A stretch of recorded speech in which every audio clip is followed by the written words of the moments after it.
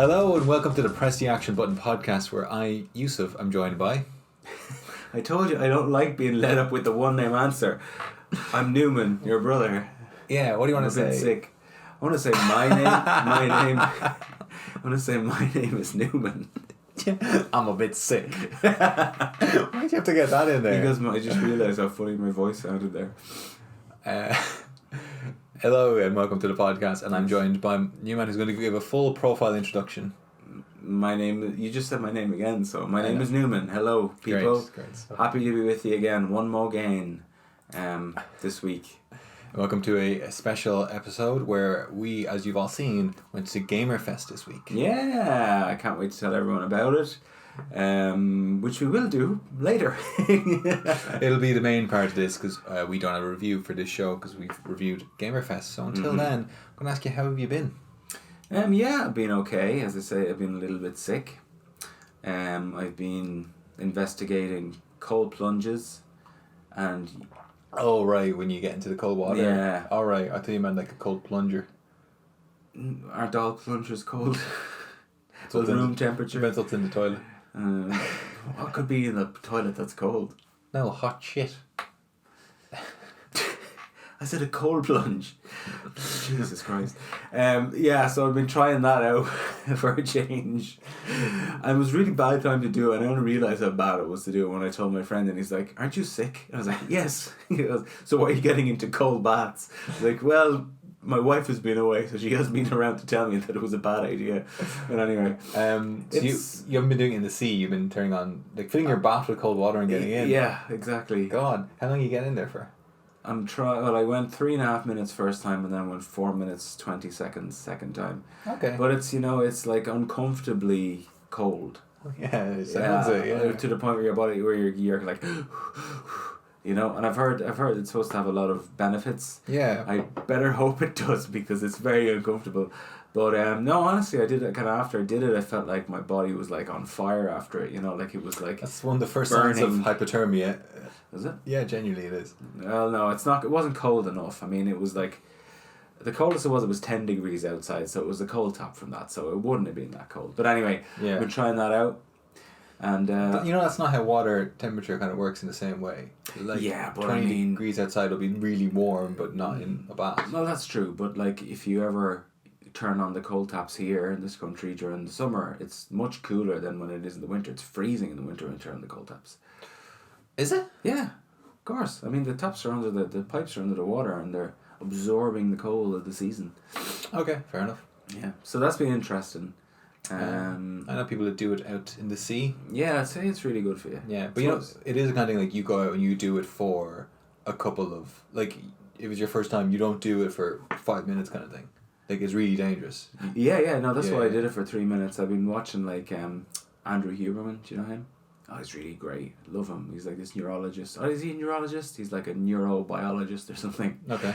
And he's like, he kind of presents all this information on, like, the body and amazing things it does, and like the benefits of cold plunges, like in boosting your what's it? Metabolism, all that kind of stuff. So I've been trying that, and I've had a real love-hate relationship with YouTube Shorts this week as well. Why? It's like the crack cocaine of entertainment. I refuse to look at it. I did too, but it just crept up on me. Like, they kept showing it to me and showing it to me and showing it to me, and now I just keep getting videos of chiropractors cracking bones and people doing the shuffle dance, and it's so addictive. Which Newman will now present for us. I wish I could do the shuffle dance.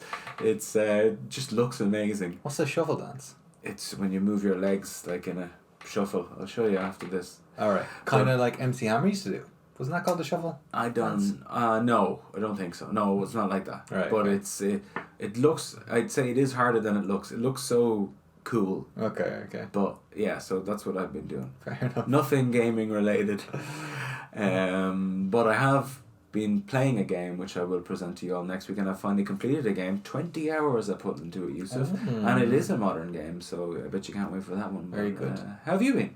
I've been good as well. I've been playing a little bit of a game. The same game of last week that I presented up, which is Yakuza Like a Dragon. Oh, yeah? I'm really enjoying it.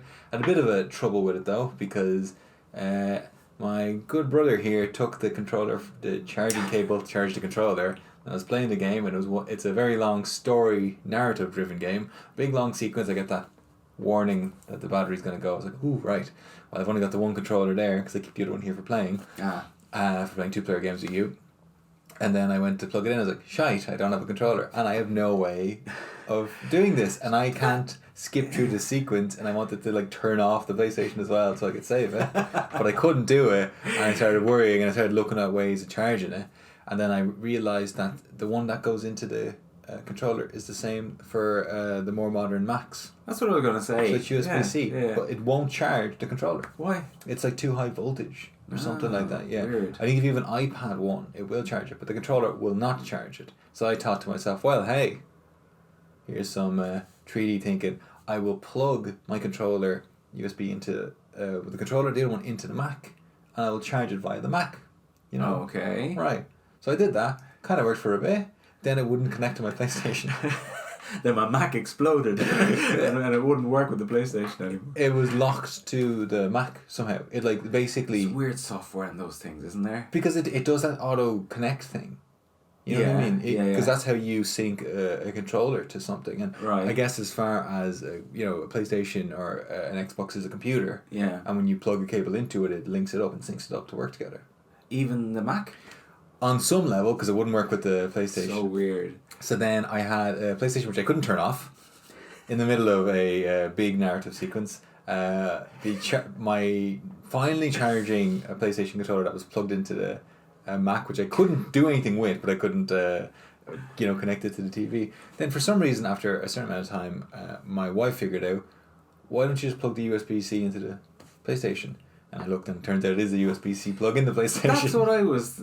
Yeah, exactly. That's what I was thinking. I didn't know There's so what it many was. easy ways to charge that. I mean, I find like old cheap stuff that I've gotten for like, Chinese bits of tech, like, that'll just somehow fit into it, like, I was looking for everything and I couldn't find anything that fit. But anyway, so I did it with that. And that's all I've been using to charge for the last week.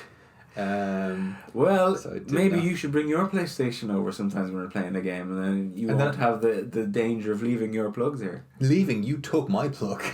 Well, someone has to clean the room, Yusuf. It wasn't you. I'm glad that you had such a painful experience on my account. But the panic of me being like, oh no, I can't lose this narrative bit, and I need to, I need to save this before it turns off. Because I was also really afraid of if I turn it off manually while it's still doing that, it's got like those autosave features. I was terrified of corrupting my file. Nothing worse than a corrupt save file. Yeah. But anyway, I got it working and I'm playing it a lot, and they have this thing in it called Dragon Kart Racing. And Dragon Kart, and it's Sega, so same people that own Sonic that would do Dragon. I'm aware. That's the order. And I tell you one thing, it was substantially more fun than the Sonic racing game we played a few weeks ago. Yeah, it's really good. It's just like this mini game thing you do, and it's like Mario Kart. You get items and you get boosts and stuff like that. It's really good fun. You can upgrade your car. Just a little mini game in this. I'm loving it. It's great, isn't it? It's so good. Yeah, I think that Sonic Team Racing, whatever it was called, it's just like, let's put Sonic. Out a game, whatever it's called, it wasn't great. It wasn't. It was a poor game. But anyway, also we should say that we've also kind of decided that we might split up the videos a little bit. Instead of doing just like a let's play at the end of it, of a podcast, we will probably just do a separate video of us playing a game, because kind of felt like it's a little bit like pushed in at the end of the episodes, and maybe people would like that a bit more than... Yeah, we talk because like if the podcast seemed too long, especially for the people who still listen, if from an audio form, then maybe it's better for them to not hear us playing the game. But also we thought if you want to just see us play the game, because a lot of people do, they're like, we don't really care about the news or the games we're reviewing, but they want to see a new game we played. So now you got the option. It'll be, it'll come out just as regularly. Absolutely. So you still will get it. But we appreciate your feedback if you disagree in any way. And I'm going to do it anyway. Exactly. Well, the things that we found is that in order to get the most listeners ever, we just stopped making episodes. That's what happened the first time. We stopped making episodes, and like we came like second in the ranks in Ireland, all this kind of stuff. So we might just stop making videos and then hit number 1. Who knows? It's so strange. Yeah, it was like after 6 months not putting any new content. Number 2, like so odd. And not like in the entertainment category. Yeah, just in Ireland. Yeah, and was it? I think so. No, that was game. No, it was entertainment. Was it entertainment? Yeah, it was entertainment. Oh right. Yeah. Well, we were like in the top 10 for Ireland. Something like that. Yeah, it was really strange. But we haven't gotten those numbers since we started up YouTube. So, but it's coming. Benjamin, help us, please. So I've got nothing else. You want to go to some news? Yeah, hit us with some news. Anyway, here we are with the news, and we've got a remake. Remakes have been very popular lately. Yes, they have. And this one has been from people who've made a very successful remake, a game that we're a big fan of. What can you think of as a very good remake we've enjoyed lately? Wild Guns. Okay. For everyone else, Resi 2 remake, which was very well received. Yeah. So there's a Resi 4 remake. Okay. Yeah. Do you want to see it? Yeah. So this is just some of this early gameplay footage that was released. So it's not coming out till like next year. So you can see they haven't had to redesign this as much as they did the earlier ones because it's a far more modern game. But they've just increased, the overall quality of it. That was a great game. It's just fantastic. Yeah, really fun game. I think they've also changed a couple of things to add a few more scares to it in different ways. But I think just being a like next generation action game. I love that little village place. Yeah. So iconic. Yeah, this is a game that just goes right into top gear straight away. When you go into that village and you're expecting, usually Resident Evil games are quite slow creeping, and then just look, there's more enemies in this little bit straight away than most of these games. Really. Yeah, no, I think this is when they got the perfect balance of action and survival horror. Yeah, maybe a little bit too heavy on the action, but it was a really good balance for me. I think that they redesigned it because they did like, by this point they did 1, 2, 3, and like Code Veronica, and did a couple of other like spin-off ones. But this is the one where they went, we need to change this up. Yeah. So how are we going to do that? And they're like, we're going to do that by doing we're going to do that by just going full on action with this, and that's what they did with this. Yeah. You don't think they're going to bring in the same halls and stuff from Resident Evil 2 that they tried to put in 3 and everything else? Well, the thing is, 3 and 2 was always a bit of a weird one though. Yeah. Because but they did cut corners with 3. They did. Yeah. 3 felt like a DLC. Yeah, absolutely. It felt like a cheap DLC. Yeah. But the whole thing with 3 is that it was meant to originally be a there was an argument over like what was a game that was going to be exclusive to a different console. Yeah. And then it ended up being something where we want a numbered title. They didn't want like a Code Veronica spin-off, so they're like, okay, we'll give you 3. So it was kind of finishing off the contract. That being said, the remake felt even cheaper than 3. Oh, it was awful. I mean, I remember playing it for 10 minutes and I just knew it was going to be a bad game. And it was the opposite with 2. I don't know what it was. It just like timing, like how many years it'd been since I'd played 2, but it did feel the same, but also like a completely new game at the same time. You know what I mean? It got that balance perfect. Yeah. It's like the game I love was Resident Evil 2. I love this modern version of it. I think this looks very good. I think this looks like it's really good fun. Yeah, it looks fantastic. Yeah, of course, it was a much newer game before. They've done some quite cool things, I believe, so if you remember the chainsaw guy chasing you around. Yeah. So he's back and he's a bit spookier this time. I think he can like damage the environment around you and close off some ways. Oh, your man's head. Oh, I've never seen that before in a Resident Evil game. Yeah.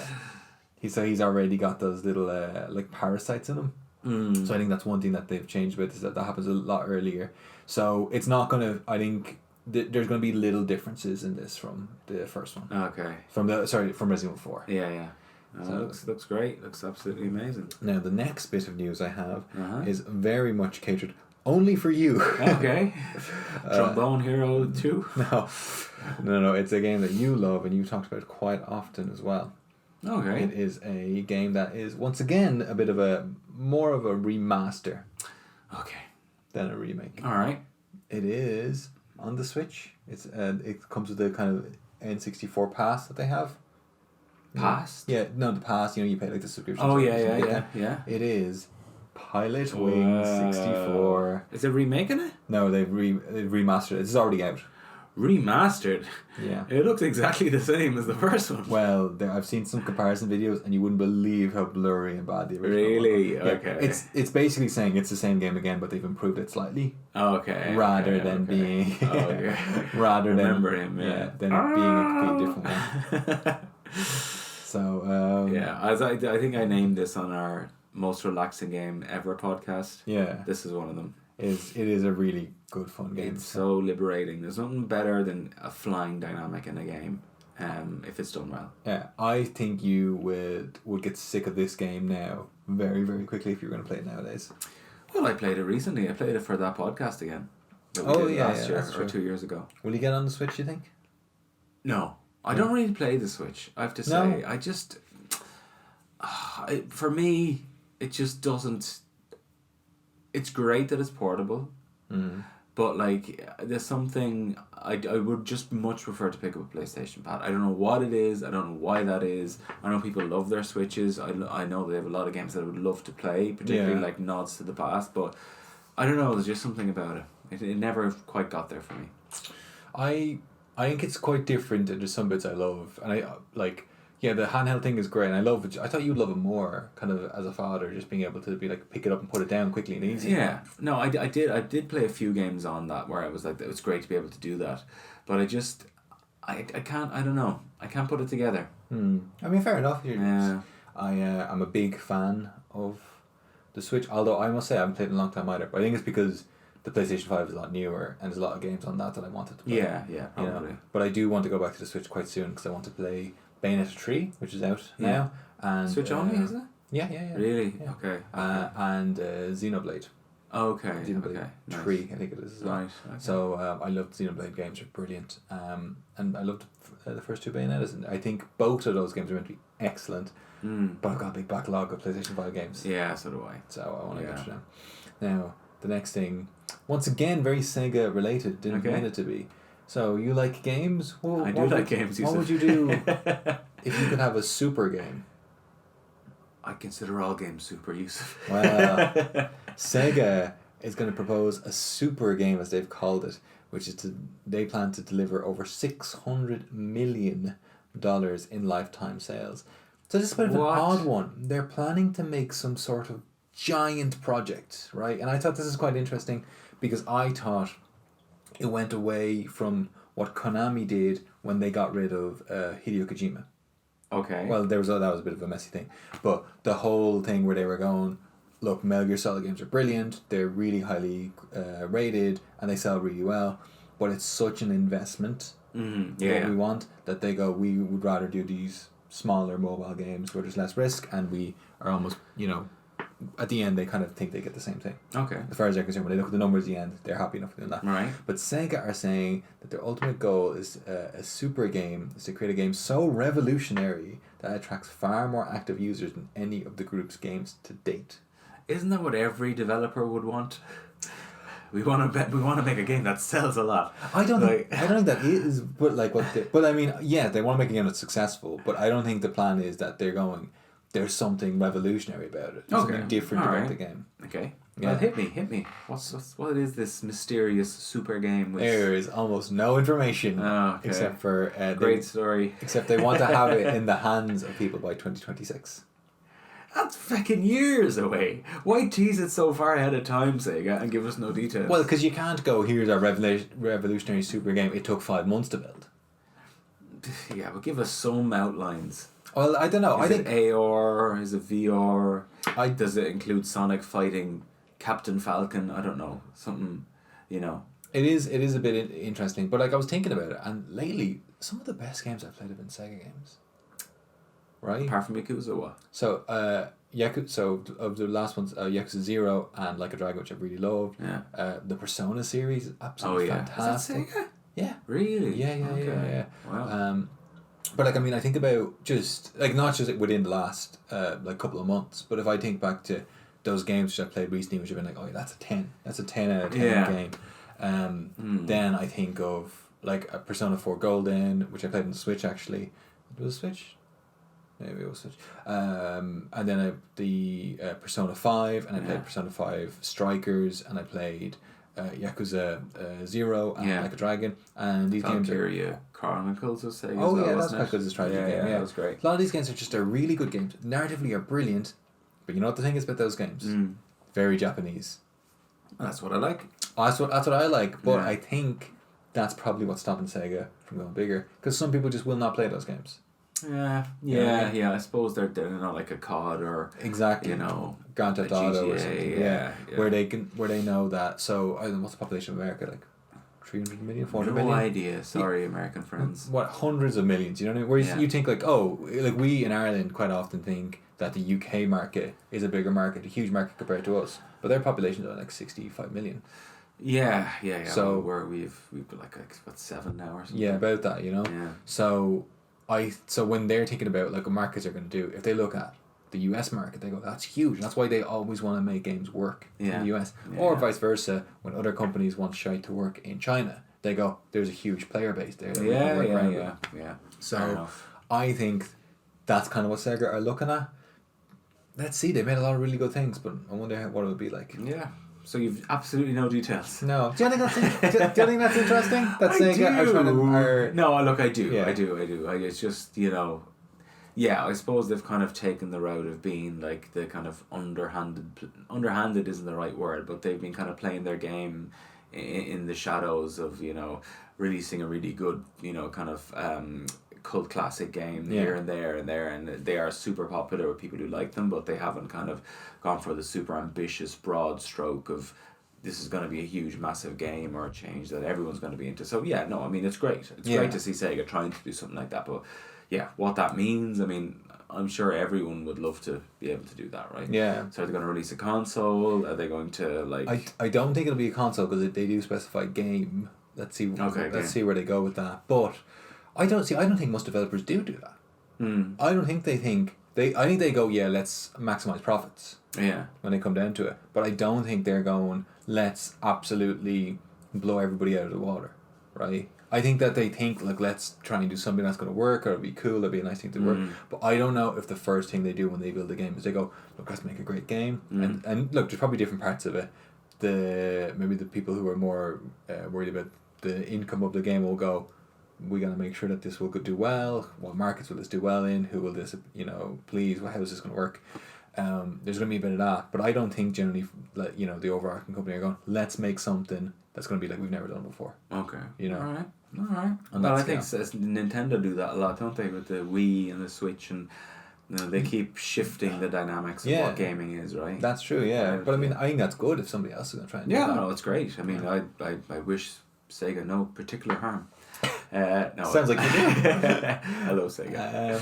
And they also, one other thing is that a lot of those games which are really successful for Sega, they're all legacy games, as in they've been going for a long time. Big franchises, the Persona series, the Yakuza series, Total War was another one, Sonic. They've had them for a long time, and they keep knocking these brilliant games out of the park. Except for the Sonic Racing, which we said earlier, is shite. Yeah, it's shite. Yeah, but I mean, you think about Nintendo, they haven't really, like, they're still using Wario and Mario, and you know, like they haven't really. Wario is one of your favorite characters of all time. I know, but I'm saying that they haven't, like, you know, brought in a new IP in a long time. They still use Zelda and Mario, and it's true. You know, so Star Fox not so much. I wish they'd make it a Lilac Wars game. I just don't get why you don't do that, Nintendo. Lilac Wars is my jam. I love that game. Yeah, I don't know. I think, well, when you're making a game that's already existed, when you're adding to a franchise, you've already got fans, and I think that's easier. But then, like, I don't know. I know when I played Nier Automata, it wasn't the first game of its series. But as far as I was concerned, it was. I didn't know anything about it in the previous games. And I was like, this game looks brilliant. And what was the other one we looked at the Sony State of Play? And there was a kind of future tech one, something of Eden, was it? Remember we thought it looked amazing? I don't know. All I remember about that is that you thought every game was Assassin's Creed. That's great. None of them were Assassin's Creed as well. People missed that out in that episode. Yeah, I cut it out. Yusuf cut it out. Every trailer you were showing me, this is the Assassin's Creed in Japan. This is the Assassin's Creed in Japan. None of them turned out to be. Don't think that game exists. A last bit of news I don't have anything video for it because I don't want to ruin it for some people. But God of War Ragnarok is out now, and Apparently, it's fantastic. Looks incredible. Yeah, it looks incredible. Loads of people like completely across the board. I thought this game is brilliant. They fucking did it with the original kind of remake that they did. Yeah. Fantastic game. So Yeah. I trust them. I don't want to put anything up there because I don't want to spoil it for some people. But yeah, that's great news, and I really look forward to playing it. Yeah, I think we'll have to review that soon. They even got Ben Stiller in on the ad. I saw that Ben Stiller and John Travolta. Yeah, the only person who would have been better would have been Jerry Stiller. Rest in peace. He's dead, yeah. Yeah. Okay. Yeah. So are we going to? We're going to review Gamerfest now. Yes. Yeah. All right. So will we get the footage out? Yeah, let's have a look. And we'll talk you through it. Let you know our thoughts, and then maybe give you an overall consensus. Let's go. Right. So here's our view of Gamerfest. Yusuf, it was a beautiful day. It was. You got out there, wasn't it? Yeah, such a nice sunny day, which was great. Didn't think it would be like that in October. No, it was. I think it was one of the warmest Octobers we've had in many years. But yeah, it was a gorgeous day. We drove out there. I don't think it took too long. You can see me with my lovely hand in the car mirror there, and Yusuf, who was pretending to look like a normal human, not a robot. I was trying to stay close to the camera, and he's like, "Walk away." I was like, "I thought you want me to be in the shot." Yeah, but it was a beautiful day, and like as you can see here, it was pretty busy, wasn't it? It was. I believe it did actually sell out in the end. Wow. So we went to the Saturday. There was a Saturday and a Sunday. They had a couple of different events on. Yeah. For the different days, and overall, I thought it was pretty good. I thought it was pretty good as well. You know, it was only after really where I kind of scratched my head, where I was kind of like, well, what else could they have had, Newman? You know, I probably had maybe too high expectations for it, but that was the main stage there, and they had like kind of esports, kind of FIFA going on. They had a lot of like kind of retro shops here, as you can see. Mm-hmm. Retro Ralph, I think was the name of that shop. Yeah, I think it was. Yeah, an Irish site, and we got some things from it, which we'll show you. After this video, is Newman buying it? Yes. It was Aladdin. It was an Aladdin video game. Return of Nazir's Revenge, I think it was. Oh yes. And they had Pokemon cards there, Dungeons and Dragons. A lot of and Dungeons kind of stuff. and Dragons stuff there. Yeah, big section there. Loads of little bits, nicky nacky stuff. A lot of key rings. It was quite a wide brush stroke. Is that a term? Yeah. Because they had loads of like Spread. a lot of Marvel stuff, a lot of just generally nerd stuff, which is good, you know, because I mean a lot of people, we like that stuff as well as just gaming things. So there was a lot of younger kids there, as you can see. This young boy there playing with Lego, but I was surprised how many young kids were there, to be honest. But even like they were showing people, and these are really cool, like custom coasters they had here, made from like comic strips, which I thought was quite clever. Yeah. If there was a set of gaming ones, I would have bought them. But, yeah. There was only one or two like old school Mortal Kombat ones, which were quite cool. And there's Yusuf browsing again, pretending to be not a robot. I know what happened with the footage here. Who was taking this? Was it you or me? It was me. I think you were meant to edit it out. Okay, right. Yeah, it was just me looking in a gaming bin. I was trying to get some of the stuff without getting the person's face in. Yeah. So a lot of like card stuff. This is, I think, the best thing here. Bringing crypto to the masses, the Tyson Fury game, which didn't work. Yeah, well, it did work, but it wasn't a Tyson Fury game at all. No. And then they had a cool. My favorite part was the retro zone. Retro zone, yeah. They had Mario Kart going. They had like really old. What's the name of those TVs? CRT TVs. They had Time Crisis. So yeah, Time Crisis. No, they didn't have. Was Time Crisis? No, it was House of the Dead. Oh, House of the Dead. Sorry. Yeah. But I think we spent a bit of time there. You can see Sonic there. I love those old TVs. I mean, they take up a lot of space, but still. There's Yusuf playing Metal Gear. Yeah, which was quite weird. I got to the bit where... So it's the starting part of it where I crawled up and I got to the door. Oh, you're right, it was House of the Dead. Yeah. And I got to the door and then you ring the colonel and you have to wait for him to open the lift. And I'm just like walking around and people are looking at me playing the game like, how far do I go? Yeah, exactly. It's like, they keep playing it. I remember, like, you can see there with the credits on the start of the game. That was the first thing that was ever done as far as I remember. Back then. When you're playing a game, there's credits coming up. And it was just so iconic. It just brought back such good memories. Yeah. And you can see they had a lot of screens like that set up for people to play games. There was even a lot of young kids playing Doom and stuff like that, which we'll go into later. The old school Doom. You can see there's lots of merch there. Only a tenner for a t-shirt, Yusuf, which is reasonable. I know, because it's like, it looked like it was printed very cheaply and illegally, Yes. which it almost certainly wasn't, because John Romero was running the stand. Yes, exactly. We'll talk a bit more about him later. It was really interesting, but yeah, here I am pretending to look around like a normal person, pointing to things as people do. But so what was this? It's like a punch machine. They had a couple of these little like interactive things. Unfortunately, the queues were so big for all of them. Yeah. Because it was busy. So they had a punching thing. They had this VR sections, which were Yeah. quite cool. They had a more basic kind of VR one as well, where you were kind of like throwing things back and forth. Which, a bit more, I guess, kind of like the Wii kind of motion tracking technology. And they also had like a proper like VR car thing you get into. It was cool. I think we got a bit of footage of that later, but Yeah. the queues, they were huge. Like you would probably have to wait even an hour to get into some of these areas. So it was like, for us, it was like, oh look, we've done VR before, and here's the one of the kids playing it. I mean, it looks really immersive, doesn't it? Yeah, it does. You It know, does. he's not great at the game, he's just gone off the main road there. So I mean, struggling to get to the road. I'd be shitting myself if I do it and everyone was watching me do it. Like, I think you'd just lose attention of other people, but I'd be very aware. yeah. So you can guess who these two people are, Yusuf. These are the Romeros. So I did not expect this. So John Romero, if anybody doesn't know, is Get Down You. Yeah. John Romero is the original developer of Doom, Quake, and Wolfenstein. Yeah. So he made a couple of the games for it, and he's got a studio in Ireland, which I didn't know. Yeah, in Galway. Yeah. Romero Studios, or Romero Games, I think. Yeah, and his wife is also Brenda. has been a game developer as well for quite a long time. Yeah. And she now does the studios with him. Yeah, I got the impression that they get invited to these shows every year, and maybe they're a little bit tired of them, but they did their best not to give over that impression. But I thought they were lovely. I thought they were lovely. They did a Q&A for like an hour. They did, yeah, You know? yeah. They just seemed really nice. They were really friendly. Yeah. They were just like, people were talking about how to get into the games industry, and Brenda was giving out her email, just going, email me, send me your CV, this is what we're looking for, this is what we want, and stuff, and was very complimentary of the games industry in Ireland. And I thought said some quite interesting things. I thought one thing which I thought was mad is they were talking to him, because like, when he developed games, it was very limited technology.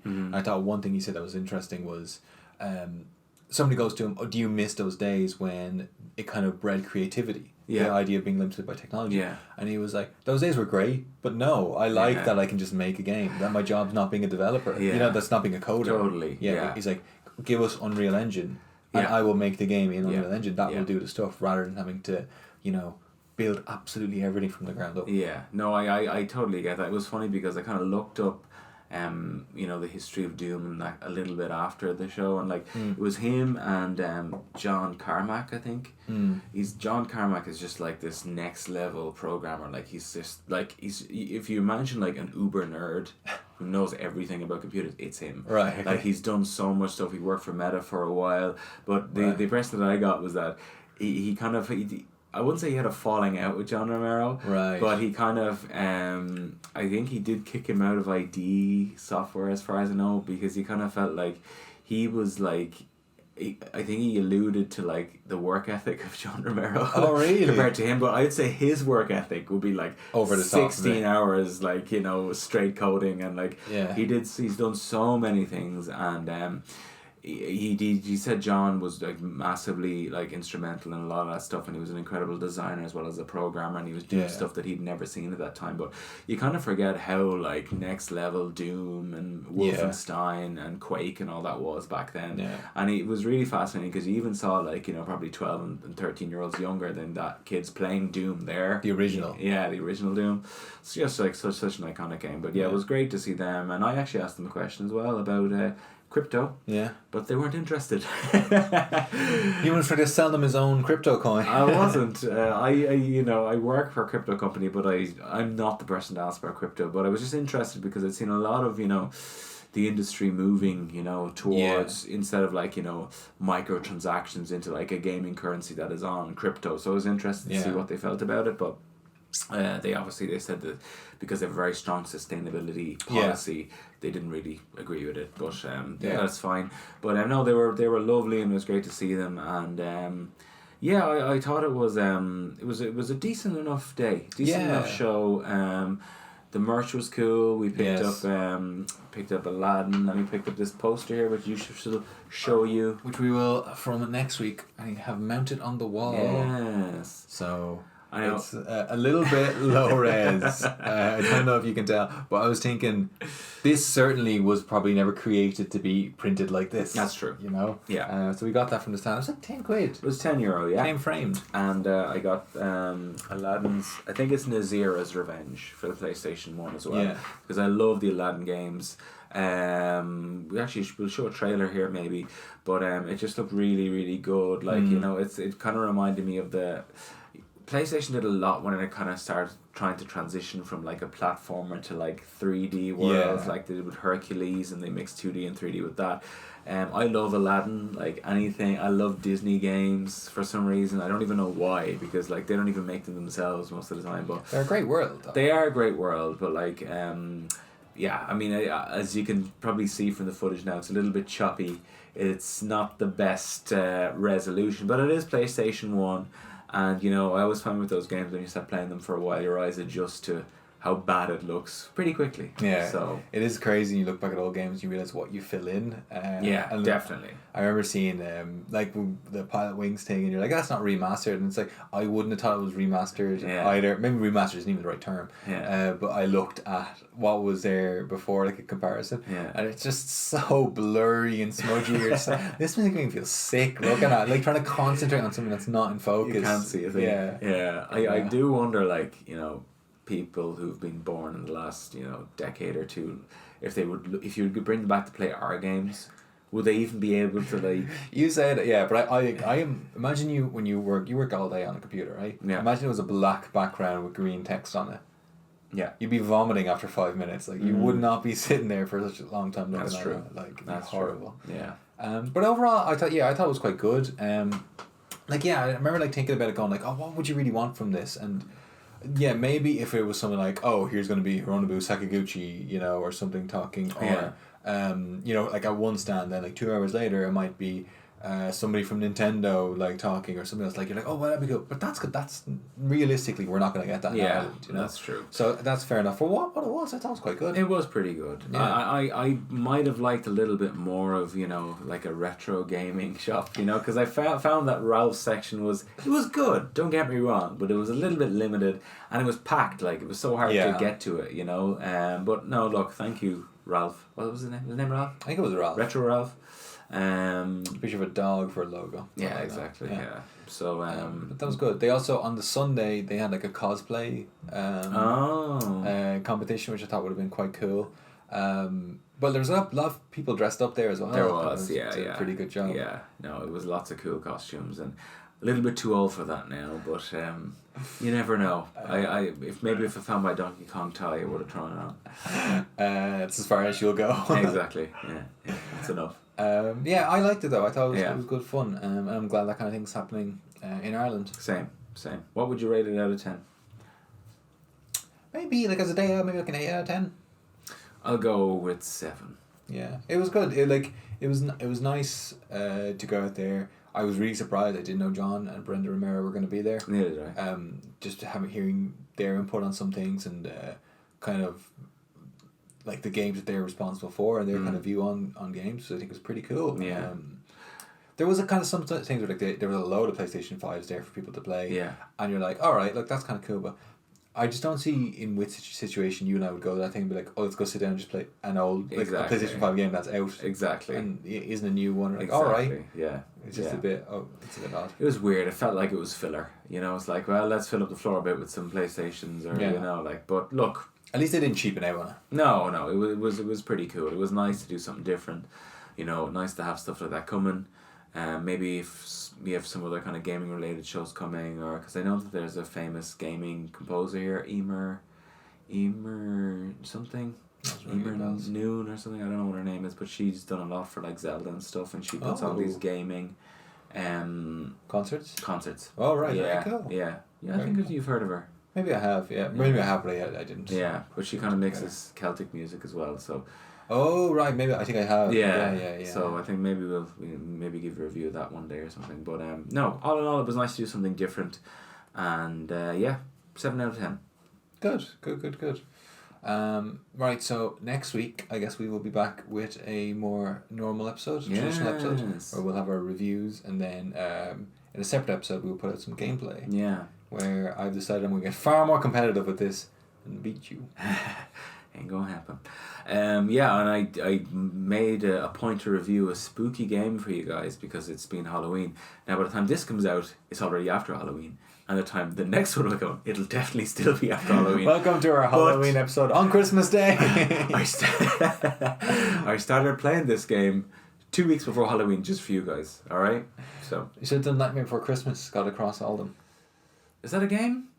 I did. There probably is a PlayStation version of it. Well, in Kingdom Hearts you go around the land. I remember that, but that's not really... I can't review a small section of a game. Sure you can. No, you can't. Yeah, not really. Yeah.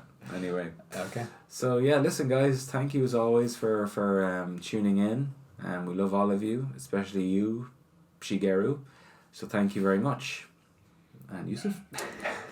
Thank you for watching. And if you want to again contact, you can do it. Press the action. What's that show called? presstheactionbuttonpod@gmail.com. You were slagging me for getting the intro wrong last week, and now you can't even say it. So. No. Anyways, thank you, and we'll be back soon. Bye.